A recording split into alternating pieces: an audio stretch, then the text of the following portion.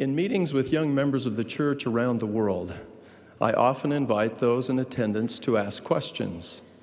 One of the questions I am asked most frequently by young men is this: what can I do to prepare most effectively to serve as a full-time missionary? Such a sincere question deserves a serious response. My dear young brethren, the single most important thing you can do to prepare for a call to serve is to become a missionary long before you go on a mission. Please notice that in my answer, I emphasized becoming rather than going. The issue is not going on a mission. Rather, the issue is becoming a missionary and serving throughout our entire life with all of our heart, might, mind, and strength. It is possible for a young man to go on a mission and not become a missionary. And this is not what the Lord requires or what the church needs. My earnest hope for each of you young men is that you will not simply go on a mission, but that you will become missionaries long before you submit your mission papers.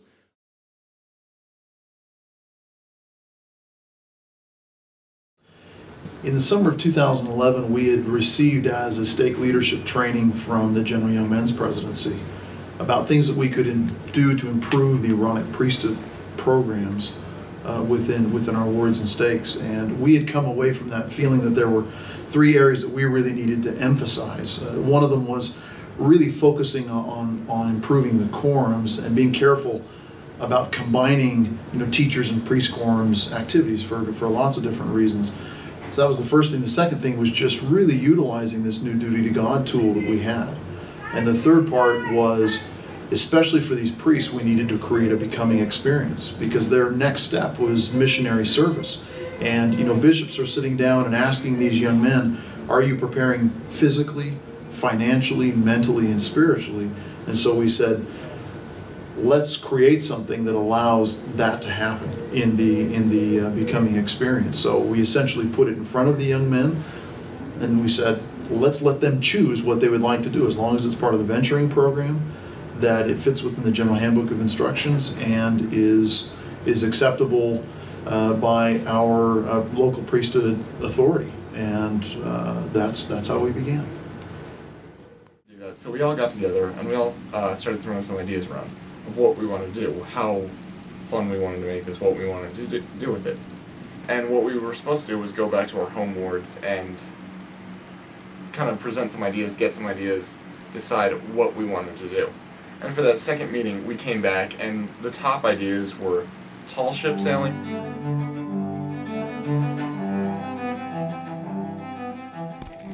and scuba diving. So the monthly meetings, it was really cool actually, because when we first came to the meeting, the stake presidency, the stake young men's presidency said, this is not our high adventure, this is you guys that are going to plan it, you guys are going to raise the money, this is you guys from the beginning to the end. So they were just there to be adult supervisors basically, and we'd have these monthly meetings to check up on us. How are you doing on duty to God? How are you doing on, raising the money? How many guys are going? How many guys have dropped out? And just an overview to see where each ward was and what they still needed to do to be able to go on this trip.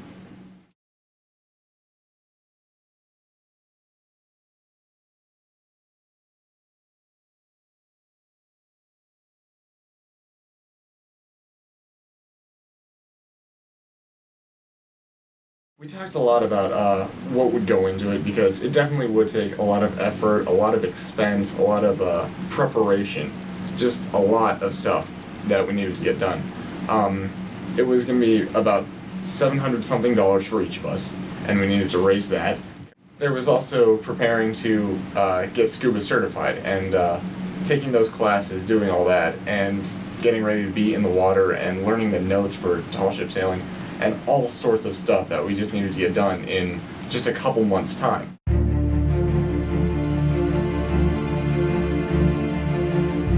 Physical That was the fun part. Well, everyone definitely had to be ready to go swimming. There was lots of swimming preparation involved because we're going to be doing a lot of stuff in the water, over the water, under the water. So swimming non-stop. The requirements was we had to swim 400 yards and 400 yards without stopping in open water. When we all went as priests to do that at Lake Patagonia, right? And that was a challenge for a lot of us. That was definitely a challenge. Prepared physically for this trip by swimming and running, doing anything I can to make myself in a better shape. I had to lose quite a bit of weight to be able to go so I could swim and run at all. It was hard to do that, but now that I've done it, it's easy now. First had to get physically ready to be able to swim 400 yards, and so we were confident swimmers to be able to do what we needed to do. And in order to do that, I wasn't really a strong swimmer, so I started going to the pool a couple times a week, just practicing, doing some laps. And up until the point we actually did it, I wasn't sure I was going to be able to do it, but the support from some people, and I was able to do the swim. Prepared by mostly doing a lot of swimming with our quorum, and then like a month before, I went to the gym every day, so it really helped. I didn't really get exhausted underneath the water, so that was good.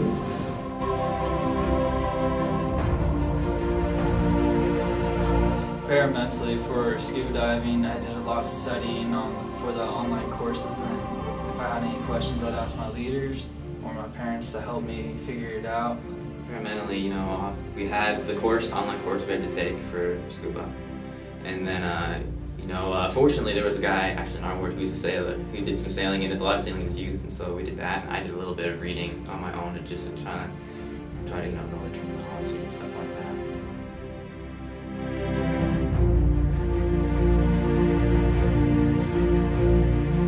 that. Spiritually, I prepared by reading my scriptures and practicing praying a lot more than usual, so I'd be more prepared. To prepare spiritually for this, I was nervous about some stuff, so I began praying so I could be kept safe, and that my mom wouldn't be nervous either, because I know she gets like that. So, yeah. As far as spiritually, I prayed that I'd be able to, throughout this experience, because I knew I'd be meeting a lot of new people, I prayed to be able to be a good example to them and to be able to get everything I could from this trip, and that it would be beneficial to me. And I think it really did that. Spiritually, I would try to look up scriptures that were kind of sea related, since this whole thing was about boats and scuba diving, and just see how the people in the scriptures would have different experiences with water. And there's so many different kinds, like Moses parting the Red Sea to Jesus walking on water, and those were all really great scriptures that helped me realize that God is the creator of all things, and that He is in control of everything. And it just kind of helped me realize how amazing the ocean is, and I'm really grateful for that.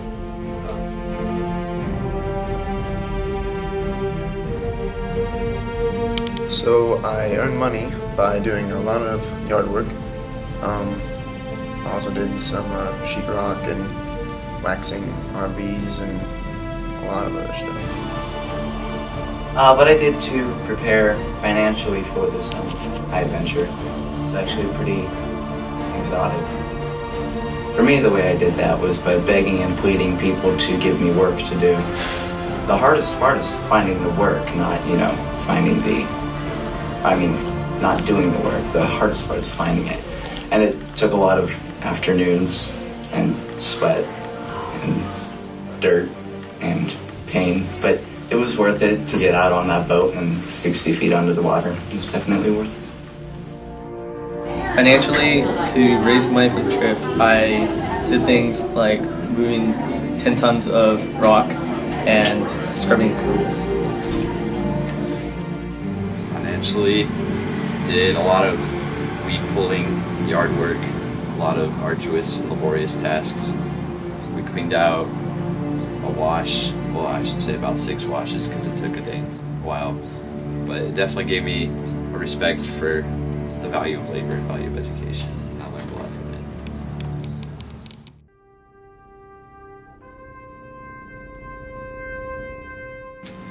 We all met that morning, you know, it was 2:30 in the morning that we met at the church building. You know, we were all sort of tired. Some of us hadn't slept at all, some of us had, but we were all just so anxious, full of anxiety. And I remember pulling into the church parking lot, I see this huge coach bus, and I'm just like, whoa, this is happening. It was just fun. You know, we were all packing up our stuff, getting ready to go. Sister Henderson's taking pictures of all of us, and it was just fun. So we all got on the bus, and we had that ride to California. And there we took that long drive, sleeping, watching scuba videos. That was fun. When we showed up in LA and we saw the boats, we were excited. We were happy that we were going to be spending time on those boats and taking them out.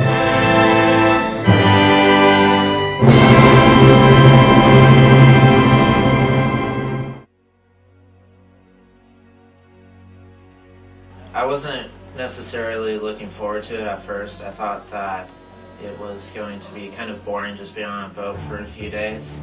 But after being on it for a while and laying aloft and going up and fixing like masts and just being part of the ship pretty much, it was a blast.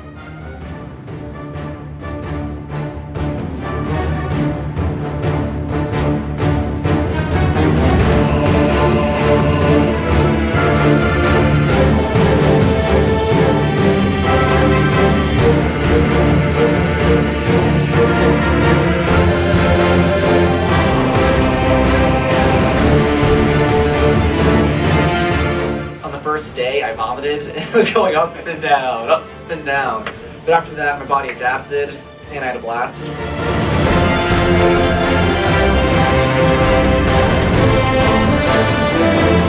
I like the sailing experience. We got to work with everybody there. We all had to do our part in the boat, which was very cool because one person slacked and it messed up everybody else.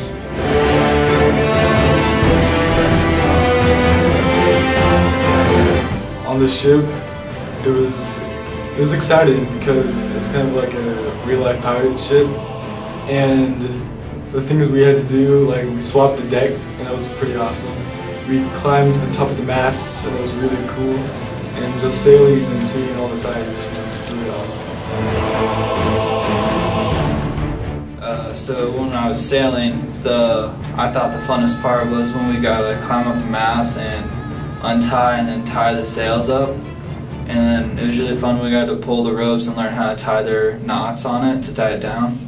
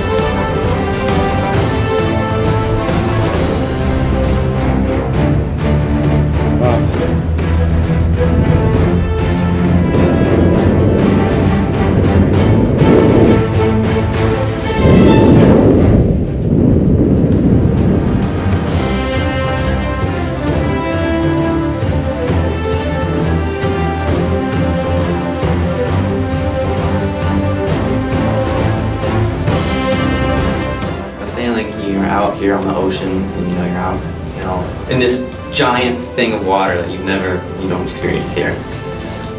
And it was just fun to see, we saw dolphins and sea lions and all this really cool stuff, and to be able to interact with the crew and kind of learn how to sail was really, really fun.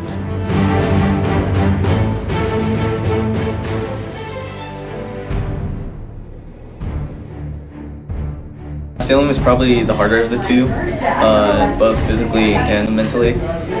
You have to memorize all the ropes, be ready to get on them and pull them as soon as you can. And physically, being able to work as a team to pull up the topgallant or pull up the mainsail, which was extremely heavy.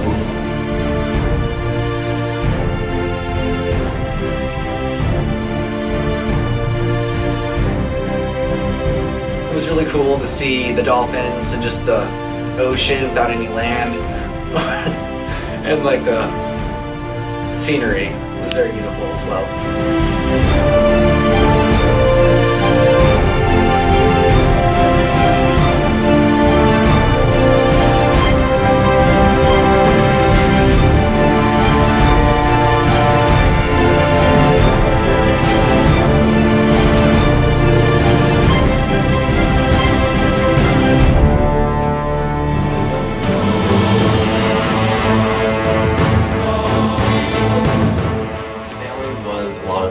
It did take a lot of work to adjust the sails, and sometimes we got turned around, and even when the sail ripped in half and you couldn't go anywhere for a while, it was still a great experience, and it was a really good time.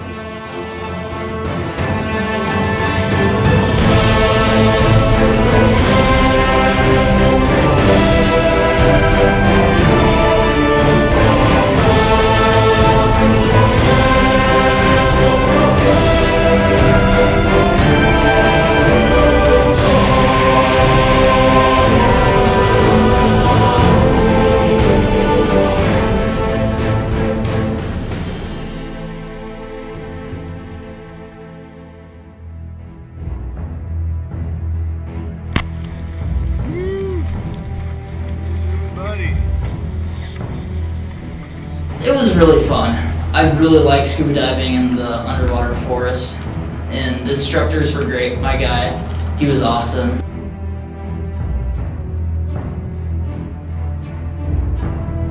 I thought it was a very good experience. I liked being able to go underwater and breathe like normal people can't do. And I thought it was really cool to watch my corps members conquer the difficulties in training to learn to scuba dive.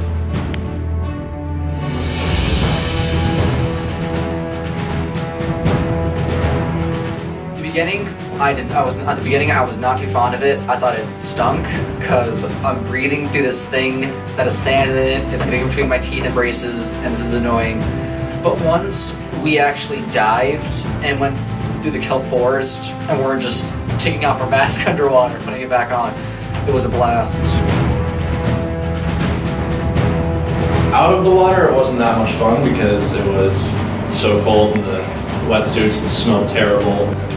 But when we were in the water, after the first 5 minutes of being in the water, it was great because we warmed up and we were finally moving around, just having fun with our instructors and everyone in our group.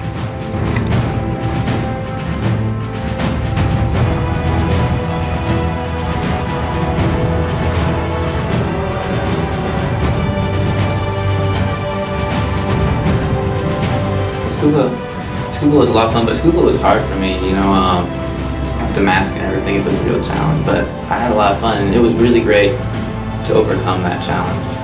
I really learned a lot, in doing that, because that was really hard for me. But it was a lot of fun. I had a great time. It was so cool.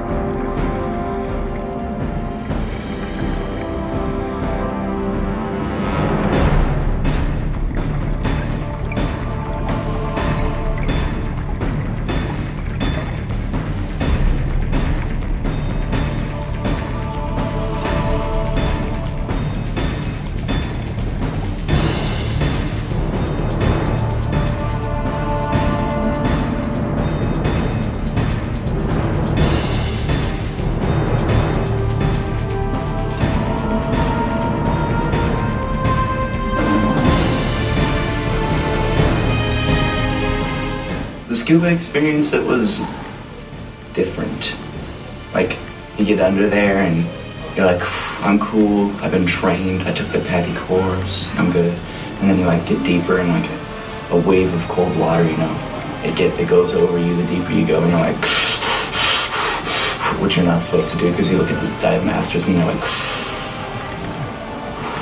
and you like try and, you know, copy them, but you can't. You just end up, you know, hyperventilating more, and then you freak out, and then you're like, you know, get me out of here, and then you're like, oh wait, no, we're good. I've been trained. It passes after a while. But it was very fun. We got under there, and it's a whole other world when we get under there. There's fish that you have never seen before, and one of the other groups saw 500-pound sea bass, and if I didn't see that, that would have been a little terrifying. And the scuba diving, I think, was my favorite part of the experience. And it was a little nervous, but once you got under there, it was really cool.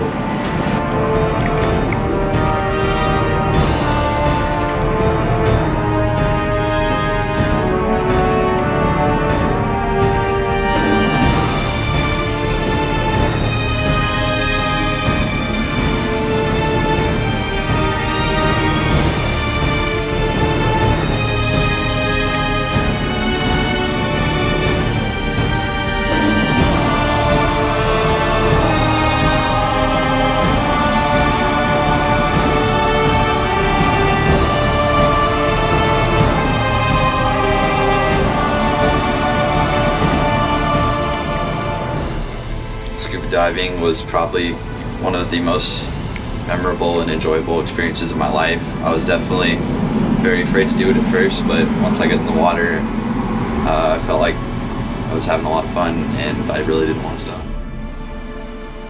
Over the high venture, I think that I learned to approach difficult tasks more easily and willingly, and it really strengthened my testimony to see how the crew members from sailing reacted to our example and our testimonies.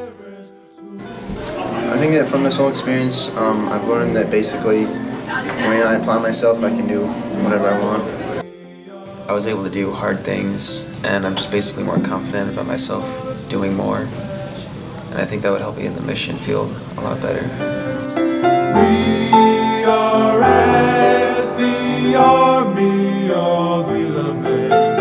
We have been taught in our youth. We will be the Lord's missionaries to bring the world His truth.